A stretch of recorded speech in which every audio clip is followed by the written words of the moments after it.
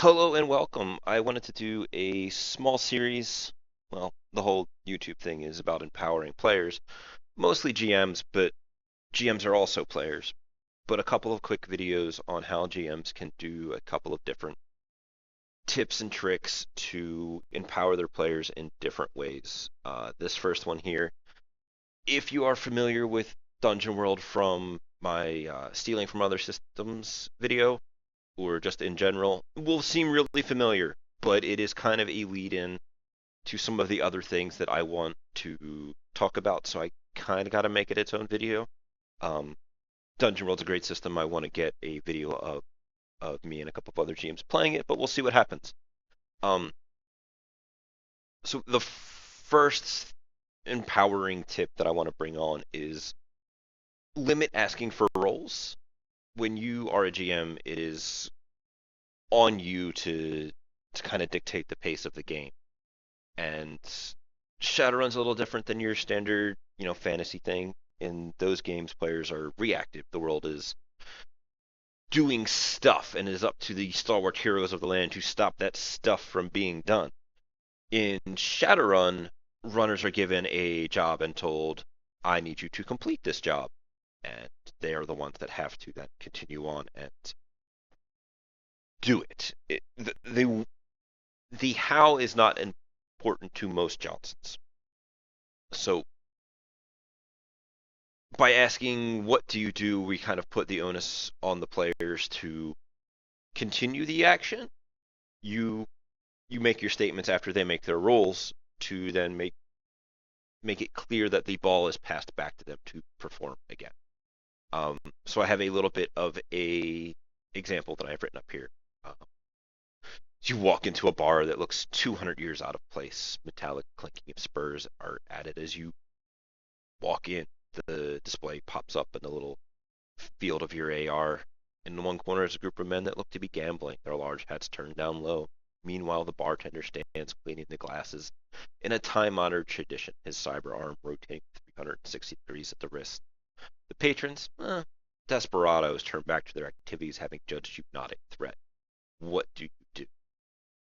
This scene has hopefully done two different things at the same time.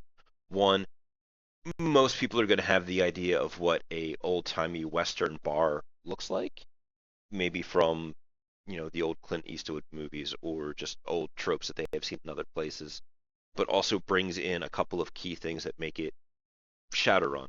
The fact that the spurs are in your AR, the fact that the bartender is cleaning the glasses with his cyber arm, spinning at the wrist, that kind of thing. Um, if we compare that situation to a situation the same the same exact description, but then at the end you say, all right, I need everybody to roll perception. Sally Street Samurai, if you can roll your local area knowledge, I can tell you more about the bar. Mr. Pack, if you want to roll organized crime, and then Mall Ninja, if you want to roll your gang's knowledge to see who's operating in the area. You have suddenly whiplashed the players away from the idea and the thought of the where they are. It's like, oh, we're in this bar that is kind of out of time, that somebody is playing up the old Western tropes to give it a theme and a sense of identity so that it's not just another bar. Um, Instead of having them think on that and getting immersed into that different feelings that may represent in a character that has no reason being in here, they may think to themselves, I'm not wearing a duster and a 10-gallon hat. I look so out of place. And that can inform their decisions. Instead, they have suddenly gone, okay, we're in a bar, I need to roll this, and they start getting dice together to roll their dice pools for their different knowledge skills. Or they begin to roll out their perception tests and be like, all right, I have this many hits, and people start rattling off numbers of hits and stuff. So they were in your scene for a moment, and then it went to mechanics commercial, and all of a sudden it's like, okay. I have kind of lost that feeling I was trying to create.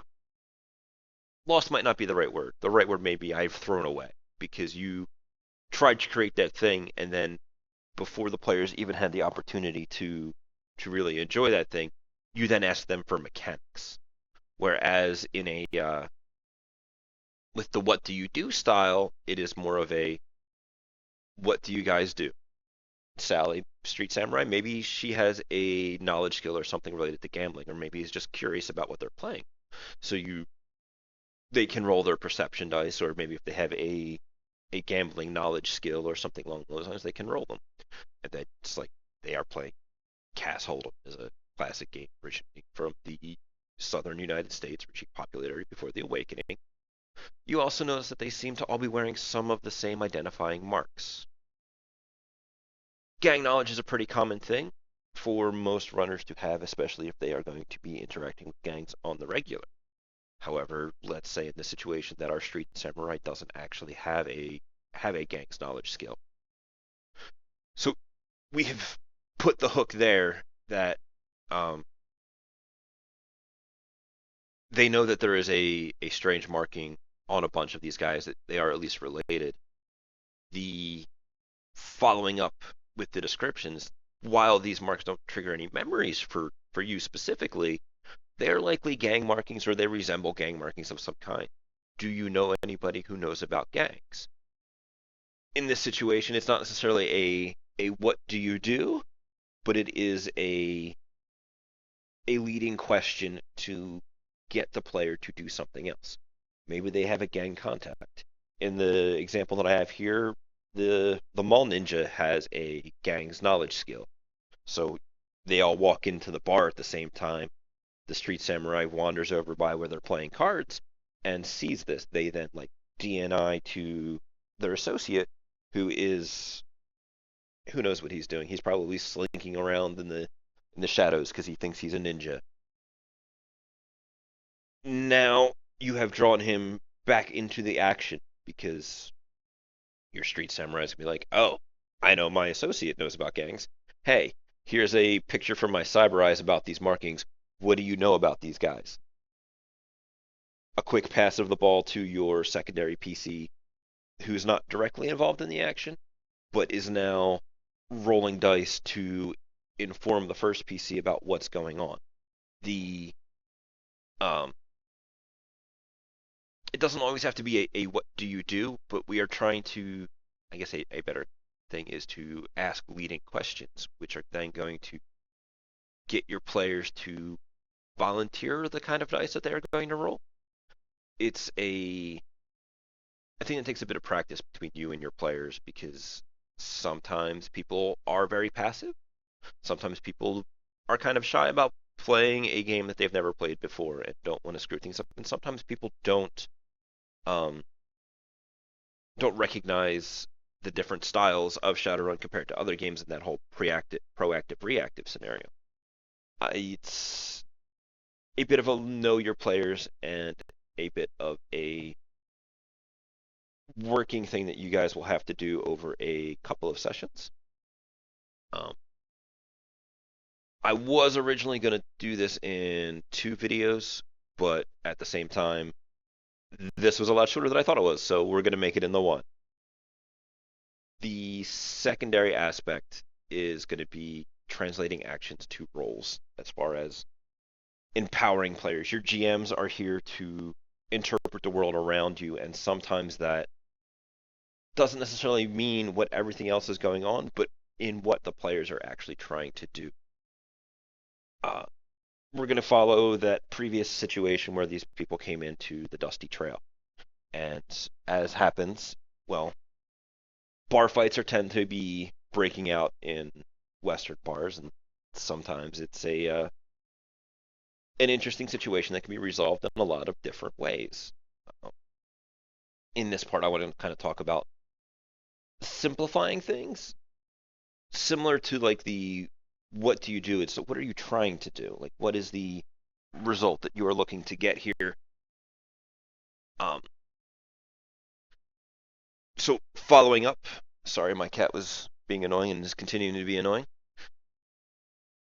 Sally Street Sam comes up to that group of card players and is looking over what they are doing, and one of the folks there doesn't take a liking to that. So he kind of gets up from the table, turns around to Sally, and is like, "I don't like the way you're looking at me, partner. You best step off before things get ugly." and now you've kind of put the interaction back in your player's hands. And in this situation, the street samurai is like, I want to grab the bottle off it. That would be palming, right? Like, yeah. At the moment, right now, we as GMs don't really know what the player is trying to do. So the player thinks like, I don't have a lot of dice in palm. Okay. I want to roll perception to see if there's other bottles around. You don't need to bother. There's easily a bottle within reach because you guys are in a bar. It makes sense that maybe at the table behind you, there is somebody else's bottle of soy Weiser that is sitting there that's easily within reach. It's like, okay, so quick draw is reaction plus skill, right? So that I can ready it and make an attack. Well, what is it you want to do here? Because the player has indicated a couple of things. One, they have an interest in the bottle that the guy that's in their face has. They have also, sorry, words. They have also indicated that they want to do a sudden and an aggressive action because they mentioned quick draw to make an attack. So I want to take his bottle from him and break it over his head, but I'm not good at palm. Dude, who cares? Do it. That's awesome. Then the situation plays out with the desperado getting up in Sally's face, causing her chrome fingers to start twitching in anticipation. She breathes deep of his alcohol-infused breath before things get ugly. And then this is where your dice roll comes in. As soon as he finishes the statement, Sally has his bottle in hand and breaks it with a crash over the man's head. Roll the soap. For the sake of argument here, the man will roll poorly because we're going to assume Sally Street Samurai is a ridiculous, chromed up, Trogador arm wielding Street Samurai. Man rolls poorly on soak, falls to the ground like a sack of soy potatoes, and his gambling friends look at you, hands hovering over the revolvers. What do you do? So it doesn't really matter what the action was that caused Sally to hit this man. It could have been a backhand. It could have been a bottle from another table. It could have been the chair. It could have been the table itself. It could have just been a headbutt. That action doesn't matter. The player had a cool idea that started off with taking his bottle. Then the mechanics got in the way of, I don't have a lot of palming dice. Okay, so, but what did you want to do? It's like, I wanted to bash him on the head with his bottle. Awesome. That's a clubs attack. Just roll it up. The other dice were supporting, but not defining. Sure, you could have done a lot of different things. You could have rolled that palming when you're not very good at it versus his, most likely his melee defense test because you're trying to grab something from him. And then, well, depending upon how badly that went, maybe he cracks the bottle over Sally's head. Maybe not do damage. Maybe do damage. Who knows? Depends upon how you want to roll your table. Or maybe she makes that grab roll and in an attempt to spin it in her hand, ready to bash it on his head, drops it because they failed their quick draw test. All right, that's unfortunate, but now things have also ended up in a probably violence imminent situation. Similar to as if they go to grab the bottle, they botch that, instead they get cracked over the head with the bottle. Violent imminent situation. Headset cutting off. Sorry guys, I really gotta get that fixed. Or a better mic, but that's for another day. Botching the quick draw action, probably violent imminent situation. Clubbing the dude over the head, knocking him unconscious with his own beer bottle, probably violent imminent situation. How we get there is not important. Only that this is where the player was going. I have two other examples here of how the other characters may have resolved this situation in a similar way. So the mall ninja with his super ninjiness, he also wants to grab the bottle from this man. He's like, okay, I'm pretty good at pumping. It's like, well, but then I would have to ready it and make a clubs roll to hit him. What is it you want to do? I want to take the bottle and break it over his head, but I'm not good at clubs, so I'll just shoot him. Nah, dude. It's way more cool and thematic to, in a Western bar, break a bottle over a dude's head to start a fight. Nah, dude, that's awesome. Just roll your palming. That the ninja will roll his his palming dice. The desperado gets up at Mall Ninja's face, causing his black-clad fingers to twitch in anticipation as he breathes deep of his thug's alcohol-infused breath. Before things get ugly. As soon as he finishes his statement, Mall Ninja has his bottle in hand and breaks it with a crash over the man's head. Rolling soak. Man falls like a sack of soy potatoes to the ground. His gambling friends look at you, hands hovering ominously over their revolvers. What do you do? In this situation, we have substituted one skill for another. You can use his palming dice as his attack dice, upstaging damage based off of his strength as you would a club skill, because what we're trying to do is empower our players. You want to do cool stuff? Please do cool stuff. I don't want you guys to be worried about, oh, well, I don't have a lot of gymnastics dice, so I can't leap from my car onto their car because I'm going to fail, so I'll just shoot him from my car. Nah, man. You're good at unarmed combat, right? That sounds like a charge attack to me. Charge him up.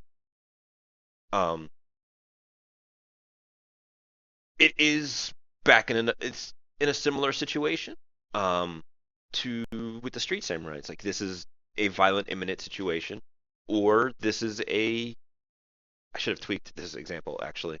Um, to more of a embarrass the dude kind of way, like, oh, I took your gun and then your um your bottle, and then I whacked you with it. And don't you look silly in front of your friends? Um, Using the palming to knock the dude out as though it were an attack roll probably won't matter. A single opponent of not exactly sturdy level, like these are just some dudes in a bar that may have some information, may have, let's say 15 soak dice, 9-ish in their defense dice.